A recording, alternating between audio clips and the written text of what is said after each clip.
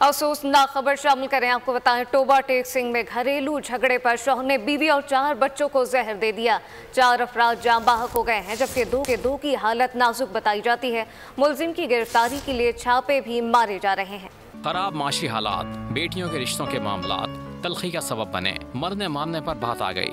Toba take Singh में बाप ने बीवी और बच्चों को जहर दे दिया। एसपी मोहम्मद फहीम ने घरेलू नाचाकी वाक़े की वजह बताई। कहा, मुलजिम ने अपनी बीवी नादिया और बच्चों को जहरीला मशरूब पिलाया। उसके पीछे हमें पता लगा है, हम रेड्स कर रहे हैं और उम्मीद है कि वो जल्द पकड़ा जाएगा। मुतासर अफराद को DHQ अस्पताल टोबा टेक सिंह मुंतकिल किया गया।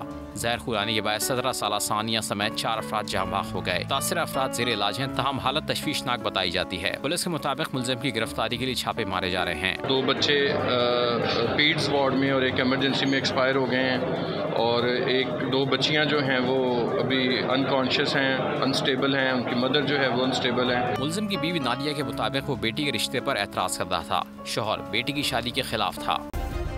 सब्सक्राइब करें और बेल दबाएं ताकि कोई खबर रह न जाए।